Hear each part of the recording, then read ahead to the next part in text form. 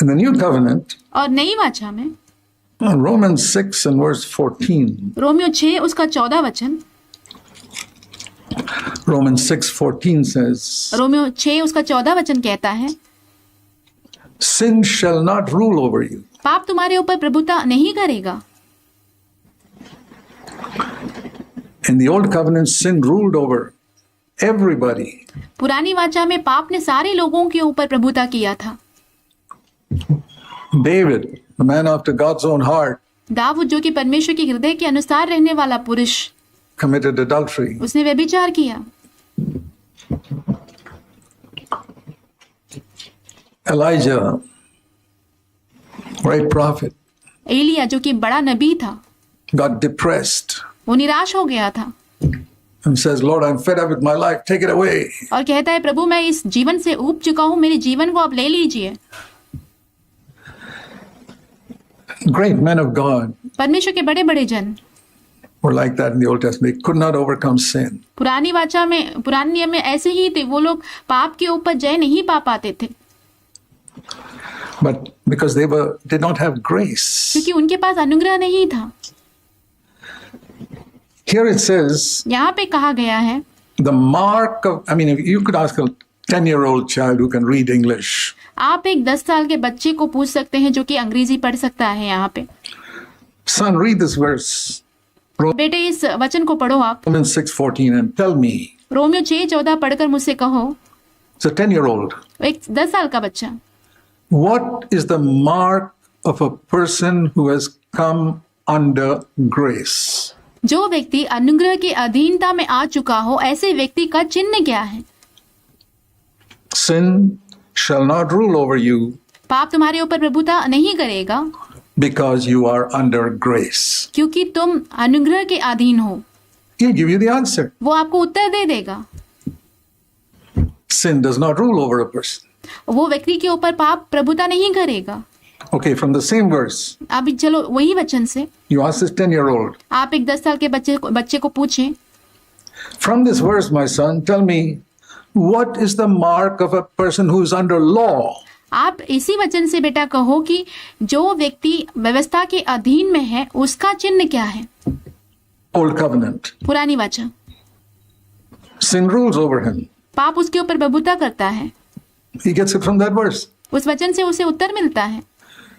That one verse, वो एक ही वचन, just one verse, सिर्फ एक वचन says, those who are under the old covenant, sin rules over them. वो कहता है कि जो कि पुराने वाचा के अंदर है उन लोगों के ऊपर पाप प्रभुता करता है।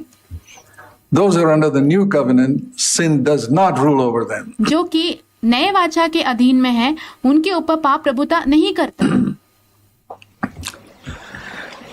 They may fall, वो गिर सकते हैं but they'll get up, but पर वहां से वो उठेंगे they'll come to a place where they overcome it. और ऐसी एक जगह पे पहुंचेंगे जहां पे वो उसके ऊपर जय पा लेते हो। It's not perpetually falling in the same area. ऐसा नहीं होगा कि वही जगह पर बार बार गिर रहे हो, They overcome it. वो उसके ऊपर जय पाते हैं And they come to the place where they experience grace in the beginning. और वो ऐसी एक जगह पे आते हैं जहां पे वो अनुग्रह का अनुभव करते हैं। We don't experience grace because we don't ask for it. और शुरुआती तौर पे हम अनुग्रह का अनुभव नहीं कर पाते हैं क्योंकि हम उसके लिए मांगते नहीं हैं। We don't believe हम विश्वास नहीं करते हैं that Jesus was tempted like us and overcame. कि यीशु मसीह भी हमारे जैसे ही लुभाए गए, प्रलोभन में आया, उन्होंने उसके ऊपर जय पाया। In the old covenant, they didn't have an example. पुरानी वाचा में उनके पास कोई उदाहरण नहीं था, They only had exhortation. उनके पास सिर्फ उपदेश ही था। And I'll tell you this, you can listen to 10,000 exhortations from this pulpit. और मैं आपसे कहता हूँ कि आप इस मंच पर 10,000 उपदेशों को भी सुनेंगे, You will not overcome sin till you see an example. आप पाप के ऊपर प्रभुता नहीं कर पाएंगे जब तक आप एक उदाहरण को नहीं देखते हैं। And that example is Jesus. और वो उदाहरण प्रभु यीशु है।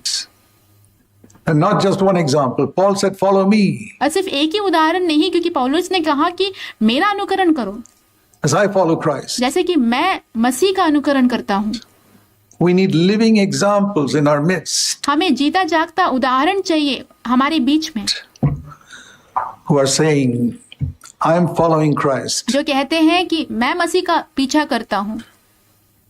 I've been listening to this message here for 10 years. मैं यहाँ पे इस वचन संदेश को 10 साल से सुन रहा हूँ। I'm following Christ and I've experienced मैं मसीह का पीछा करता हूँ और मैंने इसका अनुभव किया है, that overcoming anger. गुस्से के ऊपर जय पाने का। I have experienced मैंने अनुभव किया है that overcoming of lust. लालसा के ऊपर जय पाने का। I've experienced that overcoming of bitterness. मैंने अनुभव किया है कड़वाहट के ऊपर जय पाने का। I'm not the same as I was before. मैं जैसा पहला था वैसा मैं नहीं रहा अब।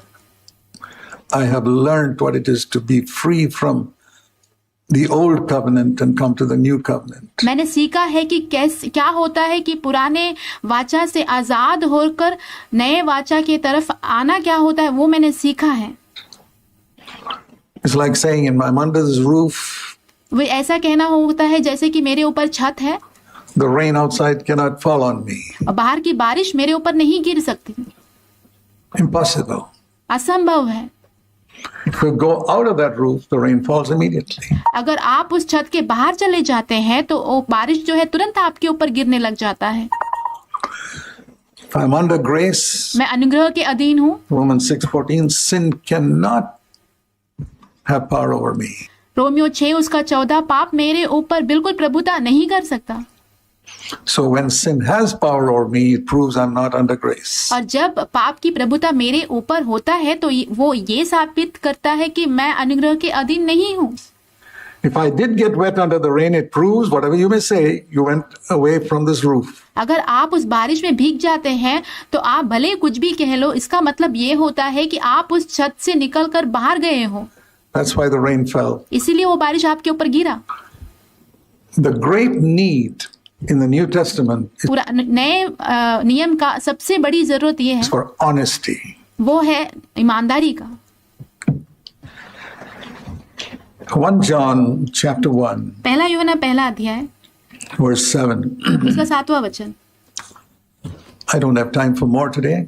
मेरे पास ज्यादा कहने के लिए समय नहीं है आज, We have to close. हमें यहाँ पे समाप्त करना होगा। If we walk in the light, अगर हम ज्योति में चलते हैं, we have fellowship with God हमारी संगति परमेश्वर के साथ है, as God is in the light. जैसे कि परमेश्वर ज्योति में We है। have fellowship with one another. हमारी एक दूसरे के साथ संगति है। And walking in the light means just being honest, first of all. That's the first step. Being और सबसे पहला कदम ज्योति में चलने का ये होता है कि सबसे पहले ईमानदार होना, absolutely honest, एकदम ईमानदार होना, not trying to hide anything. कुछ भी छिपाने की कोशिश ना करना। People hide things in the dark. लोग जो है अंधेरे में चीजों को छिपाने की कोशिश करते हैं। A thief does not like somebody turning on the light. चोर को ये नहीं पसंद कि कोई भी आकर लाइट को चालू कर दे। Someone committing adultery does not like someone turning on the light. जो कोई एक व्यक्ति जो व्यभिचार कर रहा होता है उसे नहीं पसंद कि कोई भी आकर लाइट को चालू कर दे। Turning on the light is exposing sin.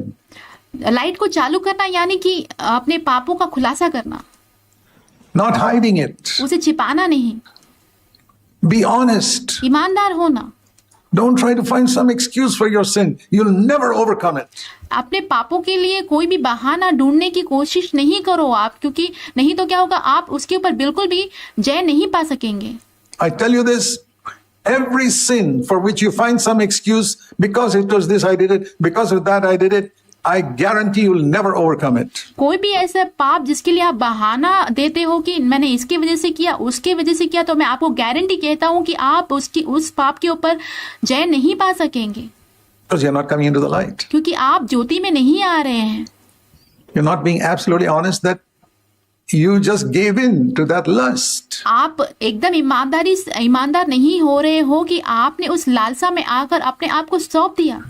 Whether it's anger or bitterness or theft or stealing or wrong attitude or हो सकता है कि वो चोरी हो, या तो फिर गुस्सा करना हो, या तो फिर लालसा करना हो, या तो फिर कड़वाहट हो, कोई भी बात हो, gossiping or whatever it is. या तो फिर पीठ पीछे बातें करना, कुछ भी होने दो। Name it. Adultery, या तो व्यभिचार होने दो, dirty thoughts, whatever it is. गंदे गंदे विचार होने दो, कुछ भी होने दो। Be honest and say, Lord, I yielded. आप ईमानदार होकर कहिए कि प्रभु मैंने इसके लिए अपने आप को सौंप दिया था, But I don't want to keep on like this. पर प्रभु मैं इसी में जारी रखना नहीं चाहता अपने आप को। Please help me to understand कृपया मेरी मदद कीजिए कि मैं समझ पाऊं what it means to come under grace and the Holy Spirit. और अनुग्रह के अधीन में आना क्या है ये मैं समझ पाऊं।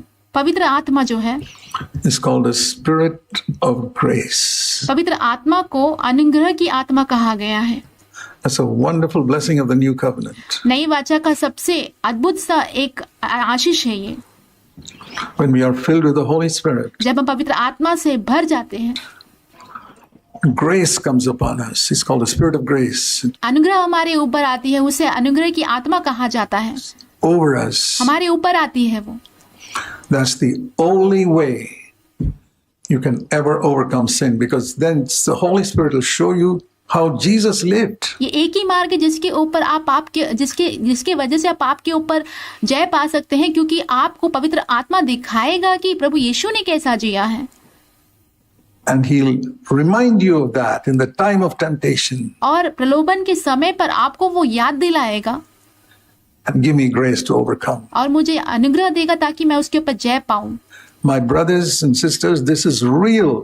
मेरे भाइयों बहनों, ये सत्य है, I've experienced it. मैंने इसका अनुभव किया है। And there are others here who are beginning to experience it. और यहाँ पे और भी लोग हैं जो इसका अनुभव लेना शुरू कर रहे हैं। I pray all of us will experience it. मैं प्रार्थना करता हूँ कि हम में से हर एक जन इसका अनुभव ले। Amen. आमीन।